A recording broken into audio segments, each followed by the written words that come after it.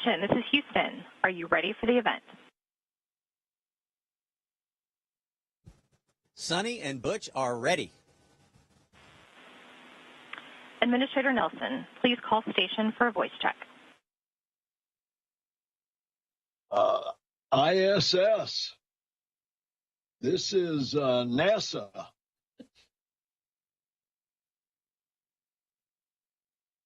NASA, Mr. Nelson, and all your team, welcome aboard the International Space Station. Great to have you.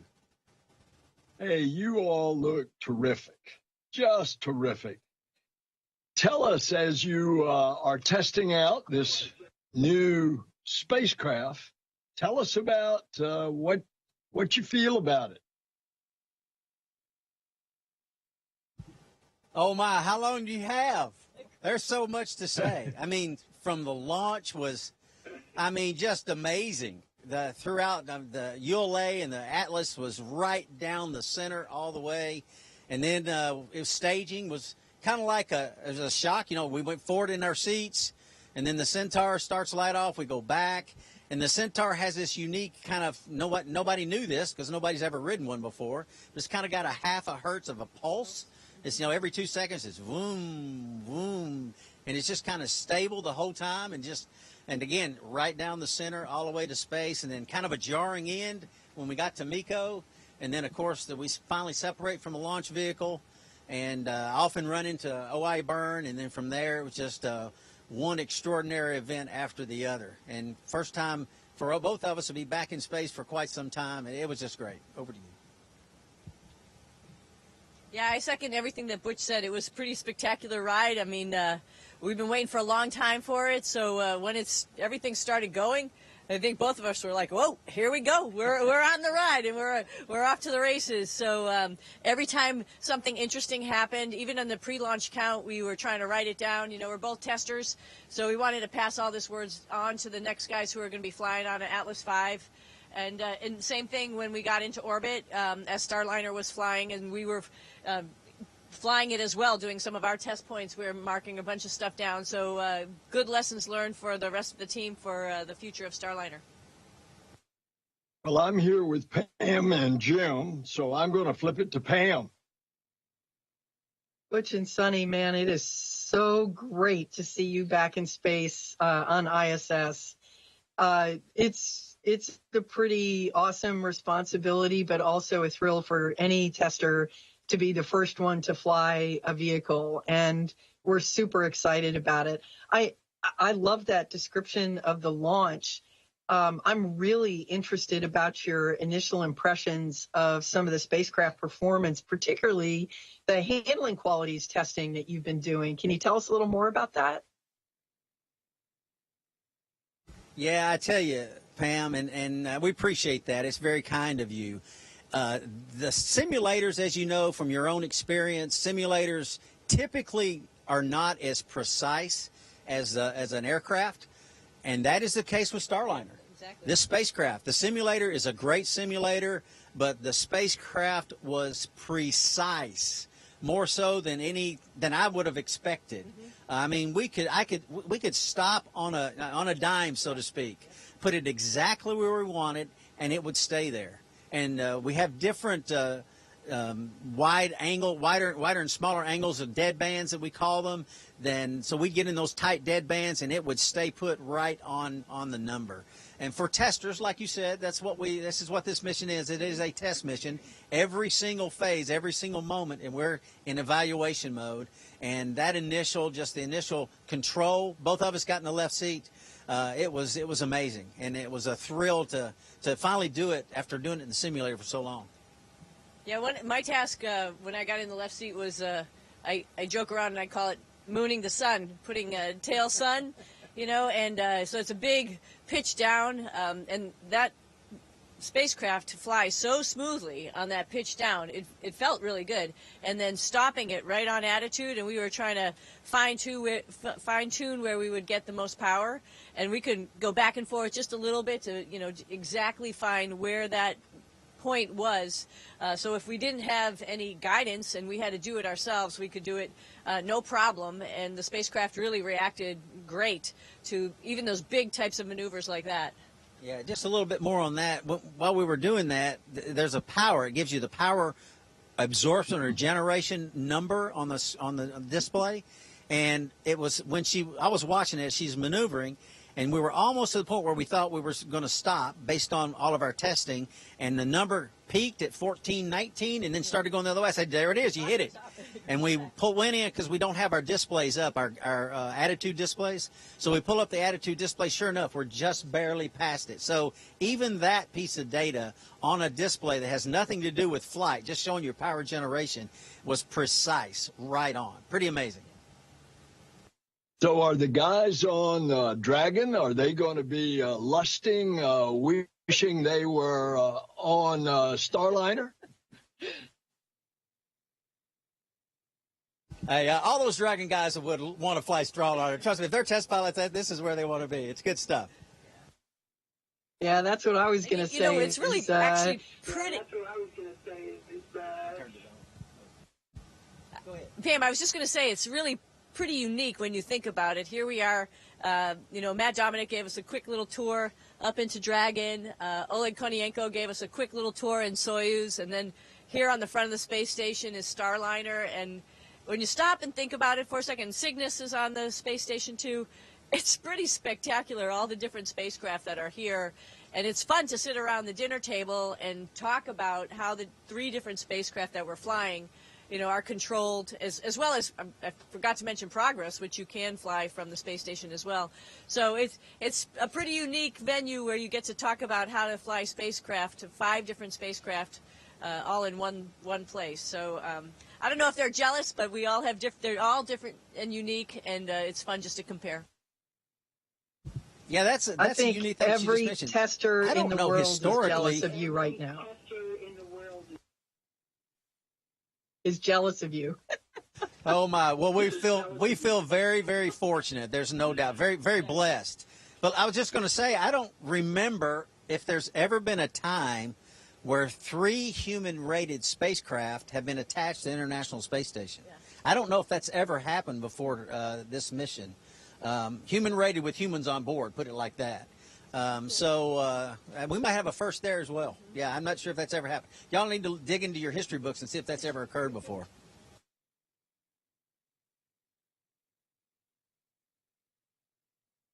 Jim, over to you. So, Suni and Butch, it's great to see you both. And on behalf of the NASA and Boeing team, I just want to thank you for everything that you've done for this test flight, everything you've done to give us this second method to get to ISS. Is critical for us. Everything you're doing just for human exploration in general, and I want to make sure you know the importance of that and how much we are grateful for all you put into it. I've learned so much since coming into this job of everything that you two as individuals have done, the time you waited to get here, the effort you put in the revisions to the software, and just helping make the vehicle better and safer. So thank you very much for that.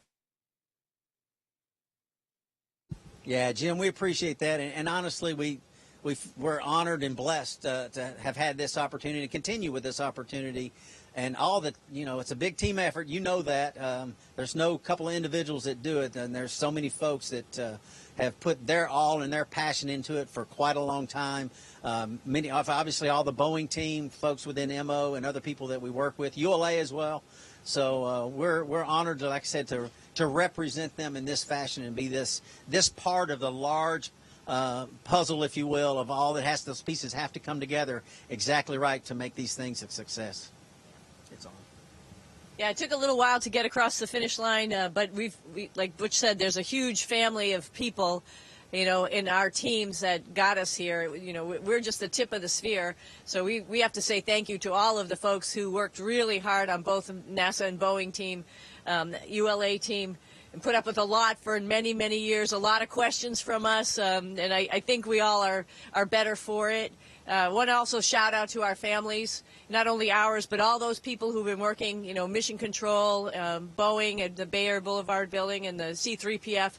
Their families have been along for the ride as well, hoping at one point in time the spacecraft would fly. And I think the day we launched, a lot of people were relieved and excited and just psyched to see that rocket take off.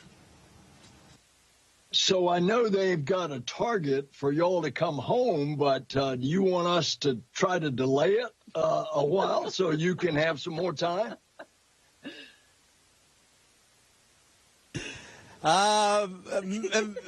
Senator Nelson, I think talking to astronauts as you do from time to time, there's not a single every astronaut looks forward to being in space and is not looking forward to coming home for many reasons. Eventually, obviously, it's time to come home. We all know that. But, yeah, a little more time would be great. We actually did some space station work today, both of us, working here on the space station. And that's really a lot of joy in that, a feeling of accomplishment as well when you take something that's not working, like the part of the processing units that takes the sweat and the urine and everything and turns it into potable water. It's a pretty amazing process. And to bring a part up for that and rectify some, things break, and that one needed replacing. So it's just a great feeling of accomplishment all the way around in many respects.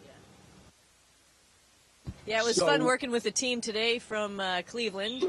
And, there's people from all over the world who have experiments and just doing studies up here. So it's really rewarding when you can actually participate in that and be part of this research station that we're on right now. So both of us, today was our first day where we stayed out of Starliner and got to do a little ISS research, and that was really fun and rewarding, and makes us part of the team. And we've got a great team here. We don't really want to leave because we like these guys, and we want to see them go out the door and do a couple spacewalks and help out any way we can. So you guys have made us proud. You, along with the team, have done exactly what NASA tries to do. We launch when it's ready. We'll bring you home when it's ready. Thank you for your service to our country. And now, after this and the continuation of the ISS, all the science you're going to produce, indeed, planet Earth is going to be the beneficiary. Thank you, guys. We're going to turn it over to Vanessa Wyche to ask you some questions, too. Hi, Butch and Suni. How are you guys? Vanessa, we are doing well. We're doing Thank great. you. It's great to have you on board the space station as well. Absolutely. And just as was said by our other NASA leadership, I also want to congratulate you and tell you just how much pride everyone on the ground feels. You guys represent the best of what human spaceflight is about. One of the things that I've been getting questions about is people have been saying, hey, they've trained for this mission and they are seasoned astronauts. Have they learned, or are they experiencing anything new? They want to know if you're feeling or seeing or experiencing anything new on this particular mission. I think that the way I would respond to that is that we have not experienced very much that was not new. Everything is new. Everything we're doing. I mean, from the spacesuits and putting them on and doing that process and launching and OI burns and circularizing our orbit and all the little burns that get us up to the space station. I mean, every single thing. I mean, we're putting our spacesuits on in the spacecraft yesterday, getting ready for the return, how we will do that, and developing those techniques and processes. So, yeah, everything we've done is brand new. It's been great. Yeah, and Vanessa, I would add also the space station, even though it's really familiar, it's like our home away from home, and, you know where to go and all that kind of stuff. There's been so many improvements over the last number of years, we don't have to get into how many, but the number of years since Butch and I have been here, it's incredible. You know, it's flying around usually with an iPad on your leg that has your task all, you know, instead of going to a specific computer. Just, you know, a quick example like that. The way things are organized, there's, you know, new food, everything is new here. So it's always something new to explore and understand, and, you know, it's just fun, actually. That's what makes it fun. It's not boring. That's awesome. I want you to know that your reunion with the crew on board on Dock Day, Suni, do you know that your dance has gone viral? I don't know. The music just took me. I don't know what else to say. We had a little bit of music as we came on board, and it was just really awesome to open the hatch and see these guys. And you know, a lot of them, you know, we've worked with before. Tracy and Pojo were both Capcoms for Starliner for a long time. You know, Jeanette, I've trained with her before. You know, Mike Bear was your classmate, and, you know, we've known him for a long time. Oleg, of course, we've all known Oleg for a long time, and, you know, Nikolai, who's up here with him, of course, we know him just because they're up here for a long time, and just got to know Sasha right before launch, and so it was just like a little bit of a family reunion. Hey, we're in space, and we're here to help. We're here to have fun with you guys. You think Suni's dance went viral. I purposely did not dance because I know it would have gone real viral. So you don't want to see me dance. Well, again, on behalf of everyone here on the ground from all across NASA, Boeing, ULA, the human spaceflight community, everyone says just a big congratulations. We'll continue to follow and track all of the things that you're doing. And as was said, we understand we're going to take time and make sure that things are ready for your return.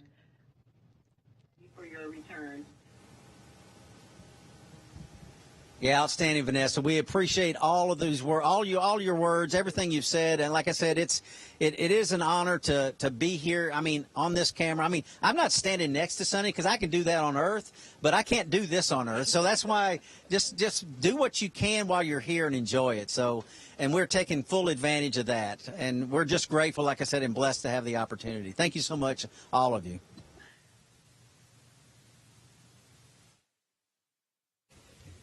Station, this is Houston ACR. That concludes the event. Thank you. Thank you to all participants.